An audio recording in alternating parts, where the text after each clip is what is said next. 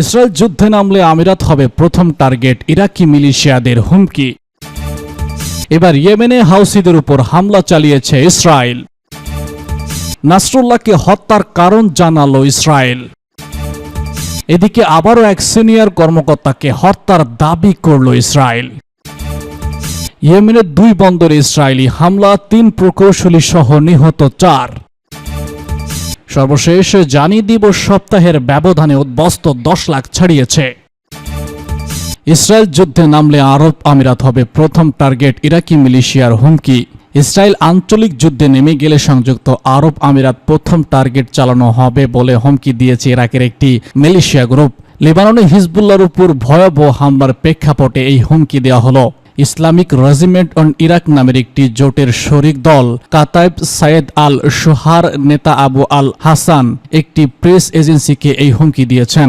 তিনি বলেছেন, Islamic regiment in Iraq মনে করে যে উপসাগরীয় অঞ্চলে জায়নবাদী সত্তাটির অগ্রসর ঘাঁটি হচ্ছে আমিরাত, ফলে পূর্ণমাত্রায় যুদ্ধ শুরু হলে প্রতিরোধের প্রথম টার্গেট হবে আমিরাত। তিনি আর বলেছেন, সম্প্রতি রেজিমেন্ট ইন ইরাকের ক্ষেপণাস্ত্র ও ড্রোন হামলাগুলো এখন জায়নবাদী সত্তার গভীরে পৌঁছাতে পারে। এগুলো এই অঞ্চলের দখলদার সত্ত্বের বিকল্প স্থানগুলোতে সহজেই হামলা করতে পারবে। ইরাকের শিয়া মিলিশিয়া এখনো পর্যন্ত ইসরায়েলের বিরুদ্ধে হামলা রীতিমতো রাখলেও অনেক সংগঠন ইসলামিক সামরিক বাহিনীর বিরুদ্ধে সংঘর্ষ চালাতে লেবানন বা সীমান্ত এলাকায় যেতে আগ্রহ প্রকাশ করেছে। এর ফলে সংঘর্ষ ব্যাপকভাবে ছড়িয়ে পড়তে পারে বলে আশঙ্কার সৃষ্টি হয়েছে। গাজা যুদ্ধের পর থেকে কয়েকবার ইসরায়েলের বিভিন্ন অংশে হামলা চালাচ্ছে। অন্যদিকে সংযুক্ত আরব আমিরাত 2020 সালে ইসরায়েলের সাথে প্রথম সম্পর্ক স্বাভাবিক করে। বিতর্কিত মার্কিন সমর্থন স্পষ্ট, আব্রাহাম গার্ড এর অন্যতম অংশীদার হল আমিরাত। এবার ইয়েমেনে হাউসিদের উপর হামলা চালিয়েছে ইসরায়েল। লেবাননের পর এবার ইয়েমেনের রাই ইসা এবং হোদাইদা এলাকায় হাউসিদের লক্ষ্য করে হামলা চালিয়েছে ইসরায়েল। ইসরায়েলের সামরিক বাহিনী বিষয়টি নিশ্চিত করেছে। ইয়েমেনের বিদ্যুৎ কেন্দ্র এবং সমুদ্র বন্দরগুলোতে এই হামলা চালানো হয়েছে বলে আইডিএফ জানিয়েছে। এই হামলার বিষয়ে এক্স প্ল্যাটফর্মে দেওয়া এক পোস্টে আইডিএফ বলেছে, ইয়েমেনের হাউসি অধ্যুষিত এলাকায় রাস ইসা এবং হোদাইদাতে আজ একটি বড় আকারে বিমান হামলা পরিচালনা করা হয়েছে। এয়ারফোর্সের ডজন খানিক এয়ার ক্রুজ সহ ফাইটার জেট, রেজিমেন্ট এবং গোয়েন্দা বিমান এই অভিযানে অংশ নেয়। আইডিএফ বিদ্যুৎ কেন্দ্রগুলো এবং একটি সমুদ্র বন্দরে আক্রমণ করেছে যেগুলো তেল আবিবে ব্যবহৃত হতো। ইয়েমেনের যেসব অবকাঠামো এবং বন্দরগুলোতে আক্রমণ করা হয়েছে সেগুলো ইরানিয়ান অস্ত্র পরিবহনের কাজে ব্যবহৃত হতো বলে দাবি করেছে আইডিএফ। ইয়েমেনের হোদাইদা বন্দরে বিমান হামলার জ্বালানি ট্যাঙ্কগুলো ক্ষতিগ্রস্ত হয়েছে বলে জানিয়েছে বার্তা সংস্থা রয়টার্স। হাউসিদের সম্প্রীতি হামলার প্রক্রিয়া হিসেবে এই হামলা চালানো হয়েছে বলে জানিয়েছে আইডিএফ। শুক্রবার মধ্য ইসরায়েলে ক্ষেপণাস্ত্র নিক্ষেপের কৃতিত্ব দাবি করেছিল হাউসিরা। হোদাইদাতে ইসরায়েলি আগ্রাসনের জবাবে হুতি বার্তা সংস্থা একটি বিবৃতিতে বলেছে, এতে ইয়েমেনের লড়াই থামবে না, ইহুদি শত্রুদের বিরুদ্ধে হামলাও বন্ধ হবে না। এদিকে লেবাননের স্বাস্থ্য মন্ত্রণালয় জানিয়েছে, সিডন শহরের কাছে ইসরায়েলি হামলায় 24 জন নিহত হয়েছে। এছাড়াও এই শহরের নিকটস্থ আইন আল দেব এলাকায় 19 জন নিহত হয়েছেন। সিডন শহরটি ইসরায়েল লেবানন সীমানায় এবং লেবাননের রাজধানী বৈরুতের প্রায় মধ্যভাগে অবস্থিত। 23শে সেপ্টেম্বর থেকে আজ পর্যন্ত 36,000-এর বেশি সিরিয়ান এবং 41,300 লেবানিজ সিরিয়ান সীমান্ত এলাকা অতিক্রম করে আশ্রয় নিয়েছে। লেবাননের আশ্রয়কেন্দ্রগুলোয় 1,16,000-এর বেশি মানুষ আশ্রয় নিয়েছে। নাসরুল্লাহকে হত্যার কারণ জানালো ইসরায়েল। লেবাননের সশস্ত্র গোষ্ঠী হিজবুল্লাহ প্রধান হাসান নাসরুল্লাহকে হত্যার কারণ জানিয়েছে ইসরায়েল। শনিবার নাসরুল্লাহর মৃত্যুর খবর বিশ্বব্যাপী ছড়িয়ে পড়ার পর ইসরায়েলের প্রতিরক্ষা বাহিনীর মুখপাত্র এ নিয়ে তাদের অবস্থান স্পষ্ট করেছেন। ইসরায়েলের প্রতিরক্ষা বাহিনীর মুখপাত্র বলেছেন, হিজবুল্লাহ নেতা হাসান নাসরুল্লাহকে গেল রাতে ইসরায়েলি প্রতিরক্ষা বাহিনী একটি সুনির্দিষ্ট আঘাতে হত্যা করেছে। তিনি হিজবুল্লাহর কেন্দ্রীয় সদর দপ্তরে ছিলেন এবং ইসরায়েলের জনগণের বিরুদ্ধে আরও হামলার নির্দেশনা দিচ্ছিলেন। হিজবুল্লাহ বহু বছর ধরে হাসান নাসরুল্লাহর নেতৃত্বে অসংখ্য নিরীহ মানুষের উপর হামলা চালিয়েছে। নাসরুল্লাহর হাতে রয়েছে হাজার হাজার নারী, পুরুষ ও শিশুর রক্ত। ইসরায়েলি ইহুদিবাদী বিশ্বজুড়ে ইহুদি সম্প্রদায়, লেবানিজ, আমেরিকান, ব্রিটিশ, ফরাসি এবং সিরিয়ান এবং মধ্যপ্রাচ্য বিশ্বের বিভিন্ন দেশের অসংখ্য মানুষ তার শিকার। 8 অক্টোবর হিজবুল্লাহ হামাসের সঙ্গে মিলে ইসরায়েলের উপর আক্রমণ চালিয়েছে। 7 অক্টোবর হামাসের হত্যাকাণ্ডের পর থেকেই প্রায় 1 বছর ধরে নাসরুল্লাহ নেতৃত্বাধীন হিজবুল্লাহ ইসরায়েলের শহর ও গ্রামগুলোতে হাজার হাজার রকেট, আত্মঘাতী ড্রোন ও অ্যান্টি ট্যাঙ্ক মিসাইল ও ব্লাস্টিক ক্ষেপণাস্ত্র ছুটছে। এর ফলে 60,000 ইসরায়েলি তাদের উত্তরাঞ্চলে ঘরবাড়ি ছেড়ে পালাতে বাধ্য হয়।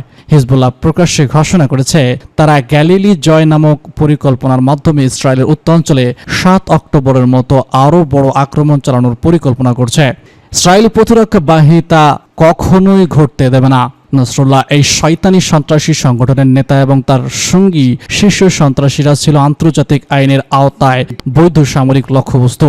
নাসরুল্লাহ ইচ্ছাকৃতভাবে হিজবুল্লাহর সদর দপ্তরের বিরুদ্ধে দাহিয়া এলাকায় আবাসিক ভবনের নিচে স্থান করেছিল, কিন্তু হিজবুল্লাহ লেবানস বেসামরিক নাগরিকদের মানব ঢাল হিসেবে ব্যবহার করে।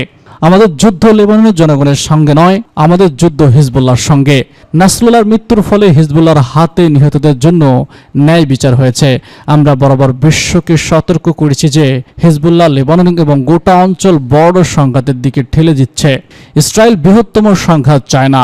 আমরা শুধু দুটি জিনিস চাই, আমাদের জিম্মিদের মুক্তি এবং আমাদের সীমানা নিরাপদ রাখা। আবারও এক সিনিয়র কর্মকর্তাকে হত্যার দাবি। হিজবুল্লাহর প্রধান হাসান নাসরুল্লাহকে হত্যার ঘটনায় থমথমে মধ্যপ্রাচ্য। এরই মধ্যে সশস্ত্র গোষ্ঠীর আরেক সিনিয়র কর্মকর্তাকে হত্যার দাবি করেছে ইসরায়েলি সেনাবাহিনী।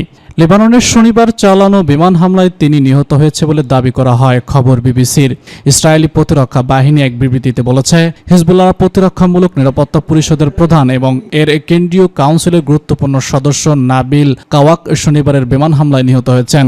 আইডিএফ নাবিলকে শীর্ষস্থানীয় ব্যক্তিদের কাছের একজন বলে বর্ণনা করে বিবৃতিতে আরও বলেছেন, তিনি সরাসরি ইসরায়েল এবং এর নাগরিকদের বিরুদ্ধে করা সন্ত্রাসী চক্রের সঙ্গে জড়িত ছিলেন। তবে এখনও পর্যন্ত নাবিকের বিষয়ে কোনো মন্তব্য করেনি হিজবুল্লাহ।